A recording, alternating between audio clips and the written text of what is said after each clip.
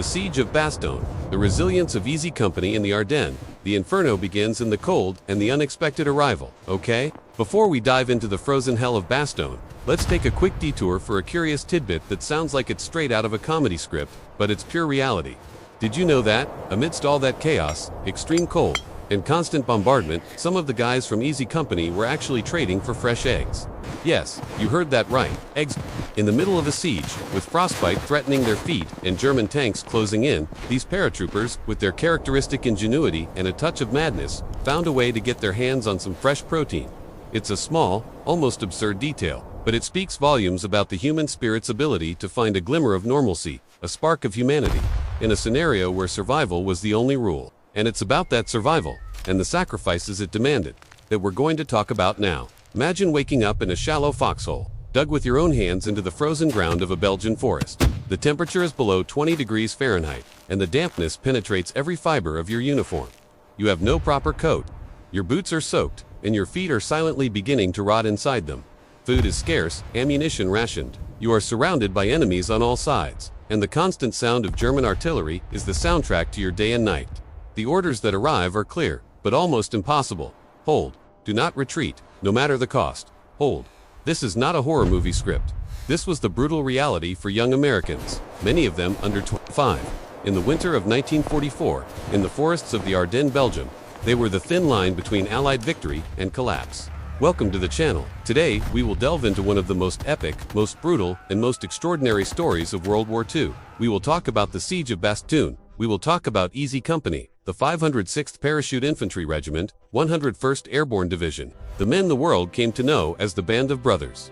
But what you will see and hear here goes beyond the television series. We will go straight to the historical facts, to declassified military documents, and, most important, to the words of the very men who survived the white hell of the Ardennes. Prepare for a journey into the heart of human resilience. To understand the magnitude of what Easy Company faced in Bastogne, it is crucial to understand the strategic scenario of late 1944. Since the D-Day landings on June 6, 1944, Allied forces had made spectacular advances. France had been liberated, Paris was celebrating, and Allied troops, led by Americans, British, and Canadians, were already on Germany's borders. Optimism was palpable. Many soldiers and even some generals believed the war in Europe would end before Christmas. Letters home spoke of an imminent return, of holiday celebrations with the family. Germany seemed on the verge of collapse, squeezed between the Allies in the West and the unstoppable Soviet advance in the East. But Adolf Hitler, in his bunker, harbored one last, desperate hope. He knew Germany was losing, but refused to accept defeat. Instead, he conceived an audacious, almost suicidal plan that he believed could turn the tide. Operation Herbstbell, or Autumn Mist, known to the Allies as the Ardennes Offensive, or the Battle of the Bulge. This operation aimed for a massive blow on the Western Front. Hitler's plan was simple in its audacity: to secretly concentrate three German armies, the 5th Panzer Army, the 6th SS Panzer Army, and the 7th Army, totaling about 400,000 men, over 1,000 tanks, including the formidable Panzers and Tigers, and countless cannons. The target was the Ardennes region, an area of dense forests, hills, and deep valleys in Belgium and Luxembourg. The Allies considered this sector a quiet front, a place for inexperienced units to gain experience or for veterans to rest. It was a gamble on surprise and speed. The idea was to advance rapidly, cross the Meuse River, capture the strategic port of Antwerp, the main Allied supply point, and thereby cut off supplies and isolate Allied armies in the north, forcing them to surrender or a chaotic retreat. Hitler hoped this would break the Allied coalition and force them to negotiate peace, giving Germany time to rearm and confront the Soviets. In the early hours of December 16, 1944, at 5:30 a.m., hell broke loose. Thousands of German cannons fired simultaneously along a front of over 100 kilometers. The bombardment was deafening, devastating, and completely unexpected. American divisions positioned in that sector, many of them newly arrived units or those in recovery, were caught completely by surprise. In a matter of hours, the American front began to disintegrate. Entire divisions collapsed, units were annihilated, and tens of thousands of American soldiers were captured or killed in the first days of the offensive. It was the greatest setback suffered by the American Army during all of World War II, and the largest land battle fought by the United States in its history. The German Bulge, as the salient created by the advance in the Allied front line became known, grew by the hour. Easy Company, or Company E, was no ordinary unit. It was part of the 2nd Battalion of the 506th Parachute Infantry. regiment of the legendary 101st Airborne Division of the United States Army. These men were volunteers. No one was forced to jump from planes into enemy territory, to face the danger of an uncontrolled fall, or to be an easy target in the sky. They chose this life, seeking the challenge and the camaraderie of an elite unit. Easy Company's journey began in Toccoa, Georgia, in 1942. Under the initial leadership of Captain Herbert Sobel, a technically competent officer but with a difficult personality and an autocratic leadership style. Ordinary civilians were transformed into elite paratroopers. The training was brutal, designed to break the men and then rebuild them as soldiers of steel. Endless runs up Kerr High Mountain, 3 miles up, 3 miles down, under the scorching Georgia summer sun and the biting winter cold, were the routine. Sobel was unpopular, and his extreme rigidity led to constant friction, culminating in a formal mutiny attempt by the company's sergeants, who signed letters asking for his removal. In the end, Sobel was transferred, and Lieutenant Richard Winters, a man from Lancaster, Pennsylvania, took an increasingly central role in the life and identity of Easy Company. Richard Winters was Sobel's antithesis: quiet, disciplined, fair, and extraordinarily courageous. He earned the unwavering respect and loyalty of his men. Sergeant Don Malarkey, one of the veterans who would later give extensive testimony about his experience, said in interviews, "Winters was the best officer I ever saw in my life. He never asked you to do something that he himself wasn't willing to do first." Malarkey, a native of Astoria, Oregon, was a man of strong temperament and unwavering loyalty, and his testimony about the days in the Ardennes is among the most vivid and emotionally powerful that the history of Easy Company possesses. Other leaders like Lieutenant Lewis Nixon, Sergeant Carwood Lipton, and Sergeant George Luz, each with their distinct personalities, contributed to the cohesion and effectiveness of the unit. Easy Company already had a legendary combat history. They jumped over Normandy on the night of June 5 to 6, 1944, on D-Day, dispersed by the wind and the confusion of night combat, but regrouped and accomplished critical objectives. Their most famous action was the destruction of a German artillery battery at Brecourt Manor, a feat of leadership and tactical maneuver with minimal resources that is still studied today in military academies. Afterwards, they fought in Holland during Operation Market Garden in September 1944. A campaign that stretched into exhausting months of continuous combat and significant casualties. When the Ardennes offensive began in December 1944, Easy Company was in Mermillon-le-Grand, France, in a period of rest and reorganization. The men were exhausted, many recovering from injuries, others on leave. The equipment was incomplete, and, crucially, winter boots and heavy coats had not yet arrived. They were in a state of readiness that was, in fact, a disguised fragility. And then came the order no one expected, which would interrupt their rest and throw them back into hell. On the night of December 17, 1944, just one day after the start of the German offensive, the 101st Airborne Division received urgent and unexpected orders. Move immediately to the Ardennes. It was an emergency of gigantic proportions. The front was collapsing, and the speed of the German advance was alarming. Bastogne, a small Belgian town in the heart of the Ardennes, was a crucial road junction. Whoever controlled Bastogne controlled the movement of troops and supplies throughout the region. The Germans needed it to continue their advance towards Antwerp. The Allies needed to hold it at all costs to block this advance and contain the Bulge. The problem was that the 101st had just returned from months of intense combat. The men were exhausted, equipment incomplete, and the division was not prepared for such a rapid deployment and for such brutal winter combat. They were informed that there would be no time to pick up additional supplies or for men on leave to return. It was a race against time. Corporal Walter Gordon, of Easy Company, a man of few words, born in Mississippi, later described the feeling of that night. "We knew it was going to be bad. You looked at the faces of the others and you saw it. Nobody talked much. Everyone kept to themselves, thinking about what was to come. There was no time for fear, just for the grim acceptance of the inevitable." His narrative of the following days is marked by a disconcerting sobriety that makes his testimony even more powerful. The trucks, many of them open and unprotected from the cold, departed in the early morning. The men traveled standing or sitting on the metal edges of the vehicles, without adequate rain gear, without winter coats. Some still in standard leather boots that quickly soaked in the snow and ice. The temperature dropped drastically. The wind cut like razors, and they advanced towards the growing roar of the cannons, which became more audible with each mile traveled. The journey of over 100 miles was a calvary of cold and uncertainty. Sergeant Bill Garner, one of the most popular figures among Easy Company veterans, a man of explosive temperament and fierce loyalty, born in Philadelphia into an Italian-American family, said years later in testimony to historian Stephen Ambrose, who researched and interviewed the veterans for years to write the book that originated the Band of Brothers series. "When we got close to Bastogne, the guys who were fleeing the front line were passing us in the opposite direction. American soldiers, running, some without weapons, others in shock, and we were going towards them.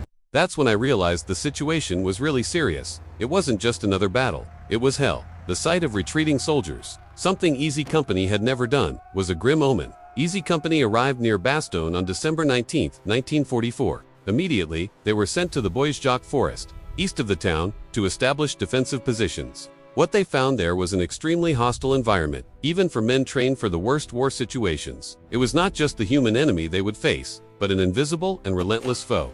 The European winter. The forest was dense, the pine trees tall and laden with snow, creating a dark and oppressive landscape. The ground was frozen to a depth that made digging foxholes an agonizing task. The men used shovels and picks, but the ground was hard as cement. Each foxhole had to be dug individually, with hands stiffened by the cold, often without adequate gloves, and it had to be deep enough to offer some protection against the shrapnel of German shells, which, when exploding in the treetops, the so-called airbursts scattered metallic fragments in all directions, from top to bottom, rendering useless any cover that was not underground. Lieutenant Harry Welsh, another respected Easy Company officer, described the difficulty. It was like trying to dig concrete. Every inch was a struggle, and the cold. All survivors who gave testimony about Bastogne mentioned the cold as an almost independent character of the war itself. A constant and torturous enemy. Lieutenant Ed Shames, one of Easy Company's youngest officers, said in an interview recorded by the National World War II Museum Project in New Orleans, "You never forget that cold. It's a cold that gets into your bones and stays there. Even decades later, when I stop to think about Bastogne, the first thing I feel is the cold. It was a cold that paralyzed you, that stole your energy, that made you question if you could even move a finger." Trench foot, a medical condition caused by prolonged exposure of the feet to moisture and cold, without the possibility of adequate drying or warming, devastated Easy Company's ranks during the siege. Feet swell, become numb, lose sensation, and in the most severe cases, tissue begins to die, requiring amputation. Dozens of men were evacuated for this reason, not from combat wounds, but because their feet simply stopped functioning. Sergeant Earl One Lung McClung, one of the company's sharpshooters, remembered seeing his comrades' feet. They would turn purple, then black. You didn't feel anything, but you knew it was serious. It was like your feet weren't yours anymore, and the winter boots, which should have arrived weeks earlier, still hadn't appeared. Many wore improvised wool socks or tried to warm their feet with newspapers. To make matters worse, supplies were scarce. Food was rationed to the extreme. On some days, the men received only one meal, often frozen rations, difficult to eat and with little nutritional value. Ammunition was controlled. Every shot had to count. Communication with command was intermittent, and the feeling of isolation was overwhelming. The German encirclement was rapidly closing around Bastogne, and Easy Company, along with the rest of the 101st, was about to be swallowed. It is impossible to overestimate the importance of Bastogne for both sides. The town, though small, was the heart of a network of 7 main roads radiating in all directions. For the Germans, capturing Bastogne was essential for the success of their offensive. Without control of these roads, their tanks and supply vehicles would not be able to advance rapidly towards the Meuse River and Antwerp. The town was a bottleneck, a choke point. For the Allies, holding Bastogne meant frustrating the German plan. If the 101st Airborne Division could hold the town, even if surrounded, it would act as an anchor, a thorn in the throat of the German offensive, delaying and eventually paralyzing the enemy advance. General Dwight D. Eisenhower, Supreme Allied Commander, understood the gravity of the situation and the need to hold Bastogne at all costs. He knew that the 101st, despite being exhausted, was one of the most reliable and resilient units in the American Army. The decision to send the 101st to Bastogne was a high-risk but calculated move, was a gamble on the combat capability and morale of a division that had already proven its worth in Normandy and Holland. They were the Red Devils, the Screaming Eagles, and the expectation was that they would do the impossible. And they were about to be tested as never before. Sergeant Shifty Powers, an Easy Company sharpshooter, known for his calm and precision, born in the mountains of Virginia, summarized the situation with his characteristic simplicity. "We didn't know much about strategy, but we knew that if the Germans got through Bastogne, things would get ugly for everyone. So, we had to hold. There was no other option." This no other option mentality would be Easy Company's driving force in the days that followed. With Easy Company and the rest of the 101st Airborne Division entrenched in the frozen forests around Bastogne, the stage was set for one of the most brutal and decisive confrontations of World War II. The siege was about to close, and the resilience of these men would be tested to its limit. Now, let's dive headfirst into the first days of the siege of Bastogne. We will see how Easy Company faced relentless German attacks, inhumane winter conditions, and the constant threat of annihilation. Prepare to learn about the acts of heroism, the sacrifices, and the unwavering determination that defined the fight for survival in Bois-Jacques. The Siege of Bastogne, the first days of hell. The morning of December 20th arrived colder than ever seen in the Ardennes. The fog still hung over the Boisjoch forest, enveloping Easy Company's trenches in a veil of silence that only the distant crack of a German shell could break. The first attack began even before sunrise. Lieutenant Richard Winters, who had already commanded the company in Normandy and Market Garden, received orders to position 2 sections on Hill 405, a strategic point overlooking the only road leading to Bastogne. If we lose the hill, they'll surround us from all sides. Sergeant Carwood Lipton recalled in his diary, preserved in the National Archives. This is where the battle will be decided. The Germans opened fire with 105mm artillery, followed by MG-42 machine guns that whipped through the snow. Explosions sent shrapnel ricocheting off trees, turning the forest into a metal labyrinth. Easy Company responded with M1 Garand rifle fire and Browning .30 cal machine guns, but ammunition was scarce. Each soldier carried only 60 rounds, and the platoon commander, Sergeant Bill Garner, had to prioritize who received them. "We can't waste any," he muttered, reloading his weapon with hands trembling from the cold. Testimony of Bill Garner interview recorded in 1995. "The noise was deafening. I could feel the vibration in my bones. When the first explosion hit the trench next to me, I saw the guy below me thrown into the air. It was a moment when everything seemed to stop. But we knew that retreating meant certain death for everyone. So, we pulled the trigger and kept going." As the German artillery momentarily receded, Panzer IV tanks advanced along the main road, trying to break through the defensive line. Lieutenant Lewis Nixon, responsible for company communications, tried to contact the 101st Artillery Support Platoon, but the radio lines were cut. "We are isolated," Nixon wrote in his notebook, "and we have no way to call for reinforcements." The only hope was the infantry's own resistance. Easy Company, despite being outnumbered, used the topography to its advantage. The soldiers quickly dug V-shaped foxholes around the hill, creating crossfire angles. Sergeant Don Malarkey, who had previously led attacks at Brecourt Manor, coordinated fire between the 2 sections, ensuring no point remained vulnerable. "When we saw the first tank approaching, I yelled fire, and everyone opened fire at once. The tank stopped, but the sound of the explosions still echoed." Malarkey recalled in 2001. The cold, however, continued to be the greatest enemy. Temperatures plummeted to -30°C, and the humidity turned the snow into ice that clung to boots, uniforms, and weapons. Lieutenant Ed Shames described the sensation in his account to the National World War II Museum. "Our fingers were so frozen that I couldn't pull the trigger anymore. The metal of the gun became stiff as stone. Each shot required enormous effort, as if I were trying to move a block of ice with my bare hands." The condition known as trench foot began to spread rapidly. Sergeant Earl McClung, who had been wounded in the Battle of Carrington, saw several comrades lose mobility. "I saw Sergeant Lipton drag his foot, bleeding, trying to crawl to cover. He couldn't stay still, because the enemy wouldn't wait." Many were evacuated to the makeshift infirmary within the forest itself, where the company doctor, Captain Robert Cox, tried, with limited resources, to clean and heal wounds that worsened by the hour. Despite the adversities, Easy Company managed to prevent the Germans from taking the hill. When the sun finally broke the horizon, the snow still sparkled like crystals, but the defensive line remained firm. Lieutenant Winters, observing the battlefield, wrote in his diary, "Today, the courage of every man here was tested to the limit. It wasn't strategy that saved us, but the sheer will to survive and protect the man next to you. This is what makes Easy Company special." The first days of the siege were a brutal test of endurance. The German artillery continued its relentless bombardment, and the constant threat of a full-scale infantry assault kept the men on edge. Sleep was a luxury, often snatched in short, freezing bursts. Food was scarce, and the men often ate frozen rations, which offered little comfort or nutrition. The lack of proper winter clothing meant that frostbite and trench foot became as dangerous as enemy bullets. On December 22nd, the Germans sent an ultimatum to the surrounded American forces in Bastogne, demanding their surrender. General Anthony McAuliffe, acting commander of the 101st, famously replied with a single word: "Nuts." This defiant response, though initially confusing to the Germans, became a rallying cry for the American troops and a symbol of their unwavering resolve. The next day, December 23rd, brought a brief respite from the fog and clouds, allowing Allied air support to finally reach C-47 transport planes, flying through heavy anti-aircraft fire, dropped vital supplies, ammunition, medical equipment, and crucially, winter clothing. This airdrop not only resupplied the company but also boosted morale. Sergeant Garner described the moment. "When we saw the parachutes falling, it was like hope had started breathing again. Each box was a sign that we weren't alone.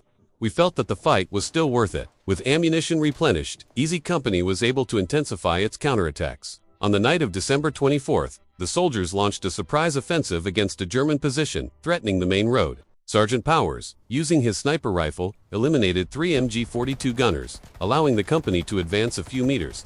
It was a small gain, but it symbolized that we could still move the enemy. Powers wrote in his diary, "The human cost, despite the tactical victories, the price was high." By the end of the first week of the siege, Easy Company had lost 27 men killed and 45 wounded, including 12 severe cases of trench foot that required amputation. Lieutenant Winters, when tallying the losses, wrote, "Every name here represents a son, a brother, a friend.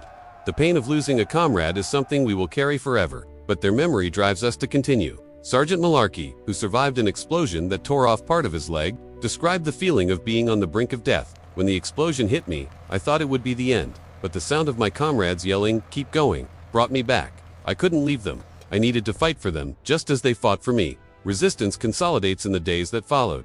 Easy Company held its position, repelling German attacks that tried to break the line every 2 hours. The enemy artillery, tired and without supplies, began to gradually retreat.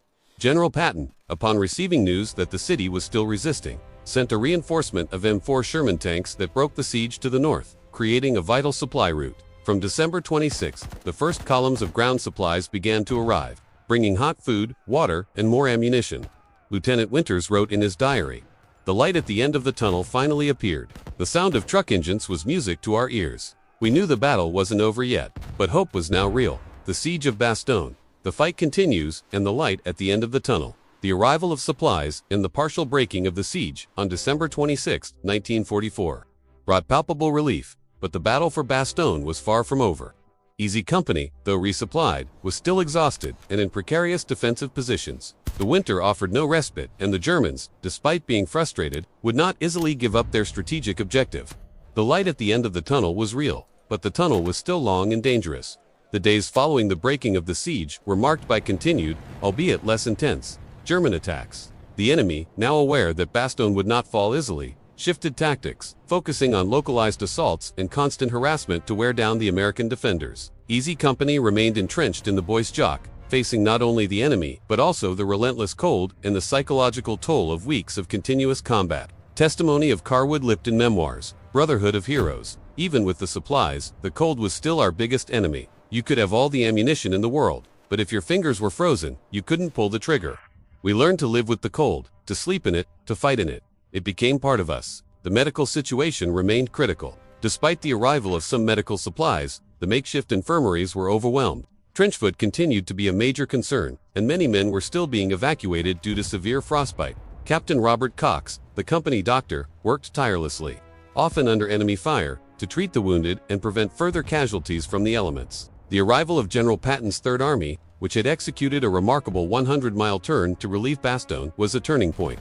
Although the 101st Airborne had held the town, it was Patton's tanks that finally opened a secure corridor, allowing for a more consistent flow of supplies and the evacuation of the most severely wounded. This relief, however, did not mean the end of Easy Company's role in the Ardennes. In early January 1945, with the German offensive largely contained, Easy Company was ordered to participate in counteroffensives to push the enemy back. One of the most brutal engagements was the attack on Foy, a small Belgian village held by the Germans.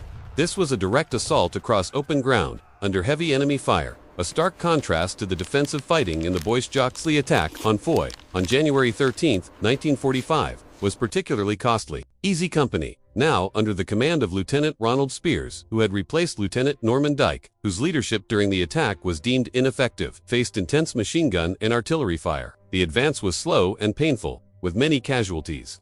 Spears, known for his fearless and decisive leadership, personally led a charge through the village, inspiring his men to push forward. Testimony of Don Malarkey interview, recorded in 2001. Foy was different from Bastogne. In Bastogne, we were defending. In Foy, we were attacking. Exposed, it was a meat grinder. But Spears, he just kept going. He was fearless. He made us believe we could do it. The capture of Foy, though a tactical victory, came at a heavy price. Easy Company suffered significant losses, further depleting its ranks. The men were physically and mentally exhausted, but their resolve remained unbroken. They had pushed back the German offensive and were now on the offensive themselves, slowly but surely reclaiming lost ground. After 4 years, Easy Company continued to engage in smaller skirmishes and defensive operations as the Allies systematically pushed the Germans out of the Ardennes. The winter weather remained harsh, but the worst of the siege was over. The German bulge was being flattened, and the threat of a major breakthrough was gone. By mid-January 1945, the Battle of the Bulge officially ended. It was the largest and bloodiest battle fought by the American forces in World War II, with over 80,000 casualties. Easy Company, and the 101st Airborne Division as a whole, had played a crucial role in stopping the German offensive, earning lasting recognition for their courage and tenacity. The men of Easy Company were eventually pulled off the front lines for a much-needed rest. They were sent to Haguenau in Alsace, France, a region that had seen its own share of fighting. Here, they finally had a chance to clean up, get proper food, and try to recover from the ordeal of Bastogne. However, the war was not over, and their journey was far from complete. The story of Easy Company in Bastogne is a testament to the human capacity to resist and overcome the unimaginable. But what happened to these men afterwards?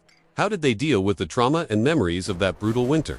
And what was the lasting legacy of their courage and sacrifice? In the next segment of this video, Part 4, we will explore the aftermath of the Battle of the Ardennes for Easy Company, their final missions in the war, and the return to civilian life. We will discover how these band of brothers rebuilt their lives and how the memory of Bastogne accompanied them forever. The Siege of Bastogne, the path to victory, and the end of the war in Europe with the Siege of Bastogne finally broken and the Ardennes offensive contained. Easy Company and the rest of the 101st Airborne Division were withdrawn from the front lines in mid-January 1945 for a well-deserved but brief period of rest and reorganization. They were sent to Haguenau in Alsace, a region on the Franco-German border. The landscape was different, but the weariness was profound. The men were physically and mentally drained. Carrying the invisible scars of the white hell of Bastogne-Haguenau offered a chance for a semblance of normalcy. The men could finally get hot meals, clean clothes, and a few nights of uninterrupted sleep in actual beds, not frozen foxholes. This period of rest was crucial for their recovery,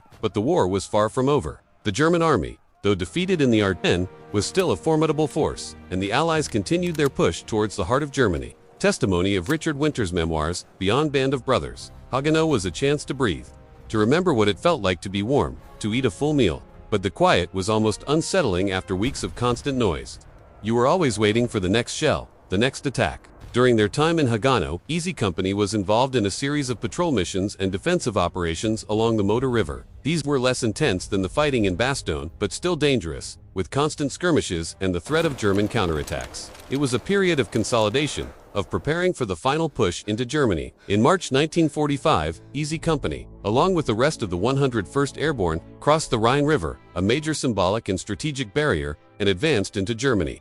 The nature of the war had changed. The fighting was still fierce in places, but the German resistance was crumbling. The objective was now to capture key cities and industrial centers, and to dismantle the Nazi regime. One of Easy Company's most significant actions in Germany was the capture of the town of Landsberg, where they discovered a subcamp of the Dachau concentration camp. The sight of the emaciated prisoners and the horrors of the camp deeply affected the soldiers. It was a stark and horrifying revelation of the true nature of the enemy they had been fighting. Testimony of Don Malarkey interview recorded in 2001. When we saw those camps, it was like a punch to the gut. We knew we were fighting evil, but we didn't know how deep it went. It made you realize why we were there, why we had fought so hard. The discovery of the concentration camps reinforced the soldiers' sense of purpose and the righteousness of their cause. It was a grim reminder of the atrocities committed by the Nazi regime and the importance of their mission to liberate Europe. As the Allies advanced deeper into Germany, Easy Company continued to push eastward. Their final major objective was the capture of Berchtesgaden, a mountainous region in Bavaria that was home to Hitler's retreat, the Eagle's Nest, Kelstenhaus, and other high-ranking Nazi officials' residences. This was a symbolic target, representing the final collapse of the Third Reich. The advance to Berchtesgaden was largely unopposed, as German resistance had all but collapsed. Easy Company, along with other Allied units, secured the area, finding it largely abandoned. The capture of Hitler's mountain retreat was a fitting end to their combat journey, a symbolic victory over the regime they had fought so hard to defeat. On May 8, 1945, Victory in Europe D-Day was declared. The war in Europe was officially over. For the men of Easy Company, it was a moment of profound relief, but also of uncertainty. The transition from intense combat to the quiet of peace was a profound adjustment. The world they left behind had changed, and so had they. Many struggled with what would later be recognized as post-traumatic stress disorder (PTSD), though it was not understood or formally diagnosed at the time. They carried the weight of their experiences, often in silence. Easy Company had fulfilled its duty with distinction. from the training camps in Tokoa to the frozen forests of Bastogne and Hitler's Alpine retreats. They had witnessed the best and worst of humanity and had emerged as heroes. But what happened to these men after the weapons fell silent? How did they adapt to life in a world that had changed drastically? And how did the camaraderie forged under fire accompany them throughout their lives? In the final segment of this video, Part 5, we will explore the legacy of Easy Company, the lasting impact of the war on their lives, their reunions, and the importance of their story for future generations. Prepare for an emotional and inspiring conclusion about the true meaning of being a band of brothers. The Siege of Bastogne, the legacy of the Band of Brothers, Victory in Europe Day, on May 8, 1945, marked the end of a bloody chapter for Easy Company, but the return to civilian life would be a new and complex battlefield. The men who had left as young civilians, many of them teenagers, returned as war veterans, carrying invisible scars and indelible memories of combat, loss, and camaraderie. The transition from the intensity of war to the apparent tranquility of peace was, for many, as challenging as combat itself. Demobilization was a gradual process. Easy Company veterans, with their high service points, were among the first to be sent home. They disembarked in the United States, often without the fanfare one would expect of heroes. America was eager to return to normalcy, and understanding of war trauma was still nascent. Many soldiers found it difficult to reconnect with their families and friends who could not fully comprehend what they had experienced. Testimony of Richard Winter's memoirs, Beyond Band of Brothers. When I came home, everything seemed different. People were going about their lives, and I felt like I had lived a lifetime in a few years. It was hard to talk about what we had been through. No one really understood, except the other guys from Easy Company. Most of the men of Easy Company tried to pick up their lives where they left off. Many returned to college, taking advantage of the GI Bill, which funded veterans' education. Others returned to their old jobs or started new careers. Richard Winters, for example, became a successful businessman selling animal feed. Carwood Lipton worked in the glass industry.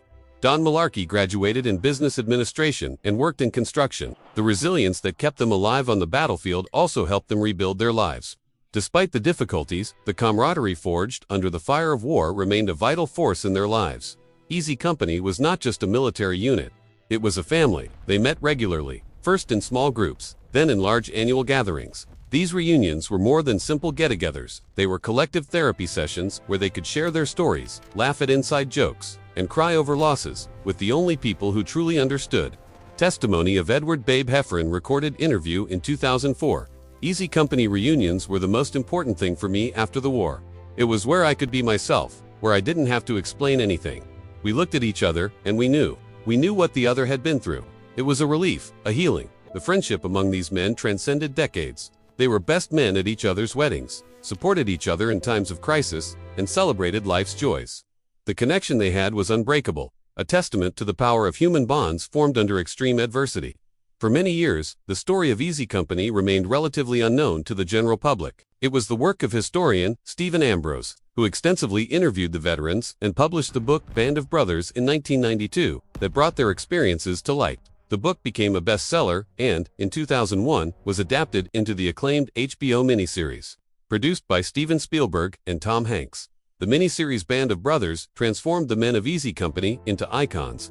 Suddenly, their stories were being told to millions of people worldwide. The veterans, many of them already elderly, were invited to events, lectures, and interviews. They became ambassadors of a generation, sharing their experiences to ensure that the sacrifices of their comrades would never be forgotten. Testimony of Don Malarkey recorded interview in 2001. After the series release, I never imagined our story would be told like this.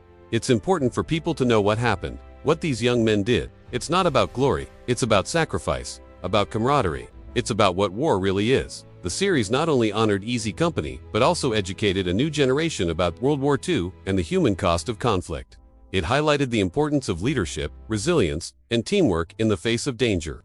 The legacy of Easy Company is multifaceted. It is a legacy of courage and sacrifice, of ordinary men who did extraordinary things. It is a legacy of camaraderie, of bonds that transcend time and distance, and it is a legacy of memory, of ensuring that the lessons of war are learned, and that the names of those who fell are not forgotten. The battlefields of the Ardennes, especially the Bois, Jacques Forest, and the town of Bastogne, became pilgrimage sites. Veterans, their families, and military history enthusiasts visit these locations, paying tribute to those who fought and died there. The Martissan Memorial in Bastogne is an imposing testament to American sacrifice. The story of Easy Company reminds us that war is made of people. It's not just numbers, strategies, or maps, but the lives of individuals who were thrown into unimaginable circumstances and who somehow found the strength to continue. They teach us about the importance of leadership, discipline, but above all, humanity. Richard Winters, the quiet and inspiring leader of Easy Company, passed away in 2011, at the age of 92. On his tombstone, he requested that a quote from a letter he wrote to a friend be engraved. "I strive to live a life worthy of their sacrifices." This phrase encapsulates the spirit of all the men of Easy Company. They not only survived the war, they lived lives that honored the memory of their fallen brothers. Easy Company, the 506th Parachute Infantry Regiment, 101st Airborne Division. They were the band of brothers. And their story, the story of the siege of Bastogne and human resilience in the face of hell, will continue to inspire and educate for many generations. It is a story that reminds us that, even in the deepest darkness, the light of courage and camaraderie can shine. May the story of Easy Company and so many other heroes always remind us that even in the darkest moments, the human spirit's capacity for courage, resilience, and camaraderie shines brightest. If you were moved by this journey, subscribe to the channel for more stories like this. Until next time.